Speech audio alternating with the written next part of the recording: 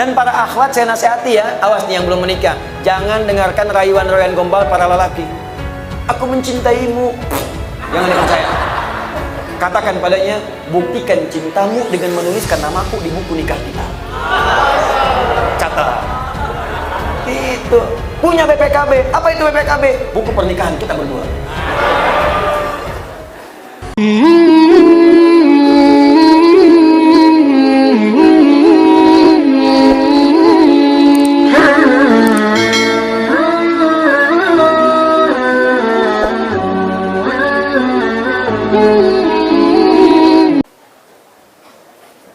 Assalamualaikum. Waalaikumsalam warahmatullahi wabarakatuh.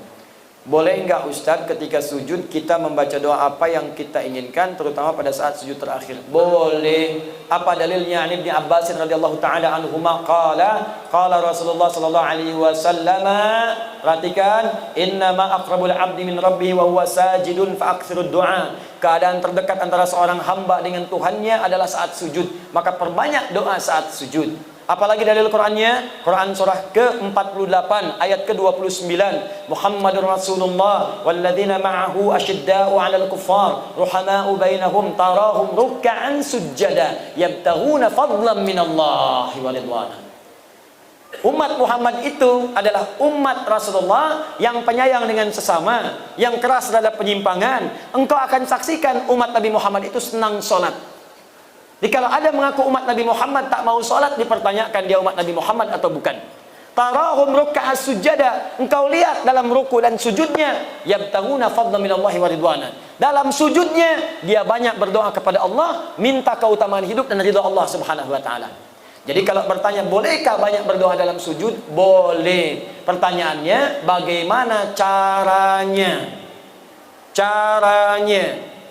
Yang pertama, kalau doa itu pernah diajarkan oleh Nabi dengan lafadznya, maka silahkan baca langsung dengan lafadznya, sah. Selain ayat Al-Quran. Kalau ayat Al-Quran tak boleh dibaca dalam sujud, kecuali potongan ayat yang diniatkan sebagai doa, bukan ayatnya. Misal, Rabbana atina fid dunya hasanah wa fil akhirati hasanah wa qina adzabannar, diniatkan sebagai doa, bukan ayatnya. Karena kalau ayatnya lengkap, wa minhum may yaqulu rabbana atina fid dunya hasanah wa fil akhirati hasanah wa qina adzabannar. Surat apa? Al-Baqarah. Ayat berapa? 201. Di mana letaknya? Paling kanan sebelah bawah. Kalau ayatnya, kita boleh baca ayatnya saja, asalkan ditujukan dengan doa. Rabbana zalamna anfusana wa illam taghfir lana wa tarhamna lanakunanna minal khasirin. Kalau ditujukan doa, boleh dengan niat berdoa, bukan karena ayatnya. Boleh bacakan itu sebagai doa. Kalau ayatnya ada di Quran, di mana? Surah ke-7, apa? Al-A'raf, ayat berapa? 23. Jelas ya? Kalau kita tak ada bimbingan bacaan doanya, lafadznya, atau bahkan, maaf, yang kita mintakan tak pernah disebutkan oleh Nabi. Misal, besok anak mau ujian, zaman Nabi tak ada ujian di sekolah. Besok misalnya ada acara pelantikan jabatan, zaman Nabi nggak ada pelantikan jabatan. Kita mau sholat malam tahajud, mau berdoa, apakah boleh berdoa dalam sujud? Minta, ya Allah lancarkan proyek saya besok, lancarkan bisnis saya, ringankan tugas beban jabatan saya, luluskan anak saya, cucu saya dalam ujian. Bolehkah? Boleh. Tapi yang paling sharih tak perlu dilafadzkan, cukup dalam hati saja. Jelas? Apa dalilnya? Bisa kita ambil diantaranya Quran surah ke-7 Al-A'raf ayat 205. Wadhkur rabbaka fi nafsika tadarruan wa khifatan wa dunal jahri minal qaul. Silakan sebut nama Rabbu, minta kepada Allah dalam jiwamu walaupun tak dilafadzkan. Minta dengan khusyuk, minta dengan penuh harap. Jangan kemudian kau terlampau keras memintakannya, cukup dalam hatimu, hadirkan, mintakan. Begitu dihadirkan, ada terjawab.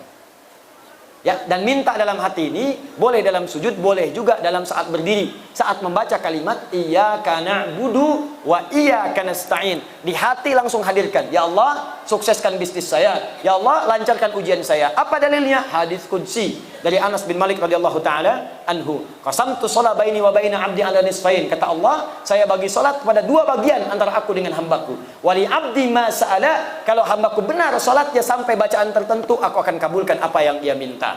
Sampai pada kalimat wa idza qala al-'abdu iyyaka na'budu wa iyyaka nasta'in. Kalau seorang hamba dalam sholatnya berkata, iyyaka na'budu wa iyyaka nasta'in, qala Allah azza wa jalla, langsung dijawab oleh Allah, hadza baini wa baina abdi. Ini perjanjian, komitmen antara aku dengan hambaku. Wali abdi, kalau hambaku benar sholatnya sampai bacaan tadi, iyyaka na'budu wa iyyaka nasta'in, qala Allah azza wa jalla. Lihat jawaban Allah, wali abdi ma sa'ala. Apapun sekarang yang dia minta, aku akan kabulkan.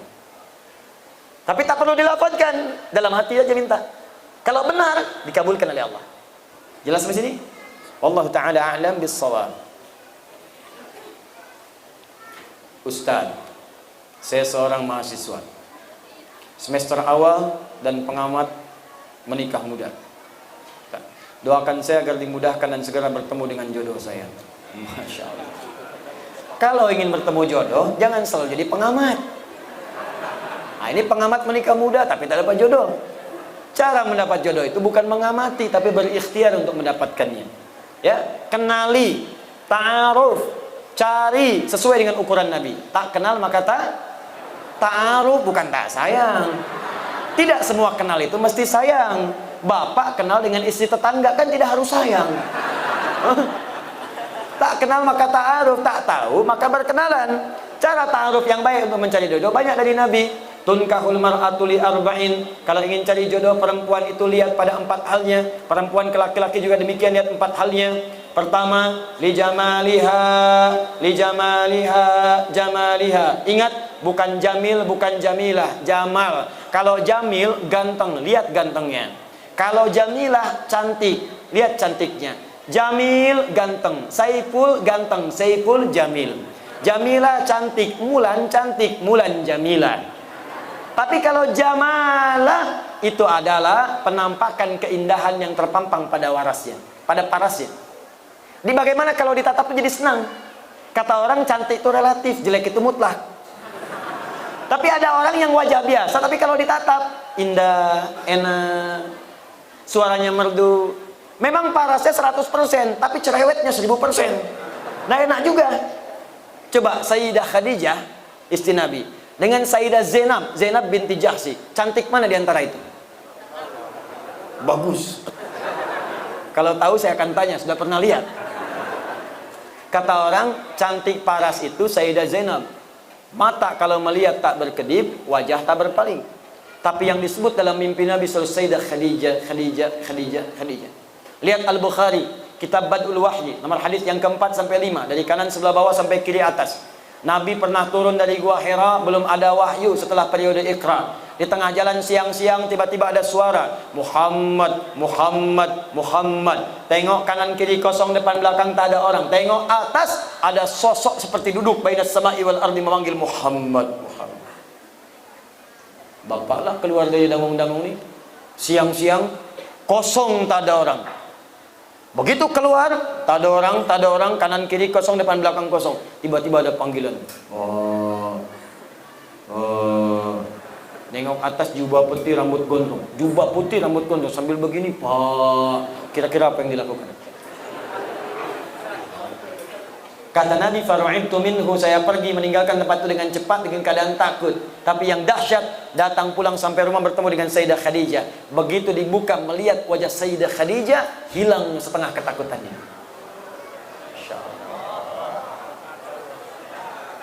Jika dia ditatap, maka damai hatimu, kata Nabi. Calon istri yang baik ketika dilihat Sayyidah Khadijah, baru lihat wajah istri, masalah hilang. Setengah masalah hilang. Apa kata Nabi? Dastiruni, dastiruni. Di riwayat lain, zammiluni, zammiluni. Selimuti saya, selimuti saya. Saya khawatir. Dibawa, digandeng, masuk ke kamar, diselimuti. Keluar kalimat yang indah. Zaujil karim, makna. Sayang, engkau itu orang baik. Engkau menyambung silaturahim. Engkau senang memberi. Engkau orang baik dalam kehidupan. Engkau tak punya musuh. Tanamkan dalam jiwamu yang paling dalam. Aku akan bersamamu dalam suka dan duka. Seketika hilang masalahnya, turun malaikat yang tadi membawa surah Al-Mudaththir, surah ke-74. Ya ayyuhal mudaththir, qum fa'anzir. Itu asbabun nuzulnya tadi. Jadi sekarang bagaimana caranya? Masya Allah, Bu, pulang ke rumah, pastikan suami lihat ibu, hilang masalah. Pulang dari kantor, pulang dari pasar, ada masalah di pasar, nyampe rumah, assalamualaikum, waalaikumsalam, dengan suara istri, alhamdulillah tenang. Begitu dibuka, tambah masalah. Nah, ini pertama lah. Ya. Kedua, nasabiyah, lihat dari mana dia berasal supaya tidak menimbulkan fitnah. Cari ukurannya. Ketiga, kemudian apa yang terjadi? Kata Nabi, lihat juga lima liha. Ada yang menafsirkan adalah kekayaan hartanya. Tapi saya cenderung kepada penafsiran kemampuan dia mengelola harta suaminya. Awas, kadang banyak yang salah tafsir. Oh, kalau yang kaya, saya cari aja janda kaya, saya nikahin kaya saya. Tidak. Saya cari aja anak orang kaya, saya nikahin jadi kaya. Tidak. Kata para ulama hadis sebagian, makna di sini adalah kemampuan dia mengelola harta suami. Jangan sampai pendapatan Anda 5 juta, tapi zakat molnya dia 10 juta. Stres Anda. Untuk salonnya saja sudah 7 juta, capek. Yang terakhir, yang keempat, lidiniha, ketaatannya kepada Allah. Ya, fadfar bidzatid dini taribat yadak. Kalau ada yang keempat ini yang paling dahsyat. Karena itu Bu, Pak, maaf ya. Kalau ada seorang pemuda, akhlaknya baik, agamanya bagus, Qur'annya hafal, taat pada Allah, kata Nabi, jangan ditolak tuh karena sulit untuk menemukannya. Jangan dihilangkan peluangnya, cepat. Sekarang sedang marak di Indonesia, Jakarta, Bekasi sekitarannya, mahar untuk menikah, sekarang rata-rata hafal berapa juz. Ada seorang pemuda datang melamar kepada anak kiai, anaknya cantik luar biasa, taat salihah. Ternyata bukan dia saja yang datang, 2 orang lain datang, 3 orang datang mau mengajukan lamaran. Begitu datang pertanyaan kiainya bukan yang lain, Quran. Ananda siapa namanya? Saya Anas, Pak. Baca surat An-Nas. Baca. Bagus. Kalau Ananda siapa? Saya Torik, Pak. Baca surat At-Torik. Bagus. Yang ketiga, belum ditanya, udah pucat wajahnya. Kalau Ananda siapa? Saya Imran, Pak. Tapi dia tak hilang akal. Cuma panggilan sehari-hari, kulhu, Pak. Ya. Nah, coba carilah yang seperti itu. Yang ikhwan juga demikian. Coba ta'aruf yang baik. Kalau sudah jangan lama-lama, ya. Lamar dengan baik. Doa malamnya istikharah. Nampak dia, besoknya lamar. Doakan, sentuhlah ia tepat di hatinya. Maka ia akan jadi milik untuk selamanya. Bikin status. Udah datang. Dan para akhwat saya nasihati ya, awas nih yang belum menikah, jangan dengarkan rayuan-rayuan gombal para lelaki. Aku mencintaimu. Jangan dipercaya.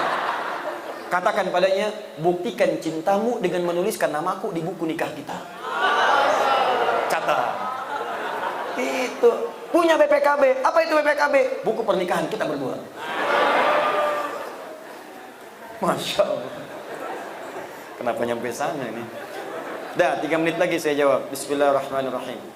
Ustadz, bagaimana caranya kita berdoa kepada Allah supaya hati kita tenang, hati kita terang? Caranya yang berdoa. Minta kepada Allah supaya diterangkan hati. Bagaimana caranya? Yuk kita mulai beberapa bagian dari Al-Quran. Pertama, tingkatkan zikir kepada Allah. Apa itu zikir? Zikir itu amalan yang punya pengaruh kepada hati. Selain tenang, nanti Allah akan turunkan cahaya. Apa dalilnya? Quran surah ke-13 ayat 28. Ala bi dzikrillahi tatmainnul qulub. Apa amalannya? Pertama, salat. Karena itu salat disebut dengan zikir. Apa dalilnya? Quran surah ke-20 ayat ke-14. Innani anallahu la ilaha illa ana fa'budni wa aqimis salata lidzikri. Tunaikan salat sebagai zikir kepadaku. Amalan kedua apa? Rajin baca Al-Quran. Rajin. Datang surau, baca Quran. Pulang kamar, baca Quran. Walaupun tak harus panjang-panjang, konsisten bacakan. Maka Allah akan berikan hidayah dan kemuliaan. Apa dalilnya? Quran surah 15 ayat 9. Inna nahnu nazzalna dzikra wa inna lahu lahafidhun. Kami yang telah turunkan Al-Quran sebagai zikir. Jadi baca Quran itu zikir. Amalan ketiga, mulai menghafal walaupun ayat-ayat pendek. Menghafal Quran itu bagian dari zikir. Apa dalilnya? Quran surah ke-54 ayat ke-17, ayat ke-22, ayat 32, ayat ke-40. Walaqad yassarnal Qur'ana lidzikri fahal mim muddakir. Kami telah mudahkan Al-Quran yang bisa digunakan sebagai zikir untuk dihafalkan. Baca, maka akan terbuka segala kemuliaan. Ada lagi yang zikrullah, sebut nama Allah. Ya Abud, Ya Allah, Ya Rahman, Ya Rahim, Al-Asmaul Husna. Apa dalilnya? Quran surah kedua Al-Baqarah ayat 152. Fadhkuruni adzkurkum. Zikir kepadaku, aku akan menyebut namamu. Bagaimana cara berzikirnya? Quran surah ke-17 ayat 110. Qulidullah, sebut nama Allah. Ya Allah, Ya Allah, Ya Allah. Awir Rahman atau Ar-Rahman, Ar-Rahman, Ar-Rahman. Ayyamma tad'u falahul asmaul husna, atau sebutkan nama-nama Allah dari al-asmaul husna. Terakhir sebut dengan kalimat thayyibah, subhanallah, alhamdulillah, Allahu akbar. Hadis Muslim dalilnya, nomor hadis 571. Apa dalil Qur'annya? Quran surah keempat ayat 103. Fa idza qadaitumus salata, jika Anda selesai menunaikan salat, fadhkurullaha, cepat berzikir kepada Allah. Ada lagi zikir spesial. Kalau ini bisa dilakukan, maka Allah akan menjaga Anda dari perbuatan maksiat dan dibukakan segala hal-hal yang buruk dalam kehidupan untuk dijauhi. Apa zikirnya? Istighfar sebelum subuh. Sebelum tiba subuh, tahajud, tunggu subuh, istighfar. Astaghfirullah, astaghfirullah, astaghfirullah, astaghfirullahalazim alladzi la ilaha illa huwal hayyul qayyum wa natubu ilaih. Apa dalilnya? Quran surah 51 ayat 18, paling kanan pertengahan. Wabil ashari hum yastaghfirun. Wallahu ta'ala alam bissawab.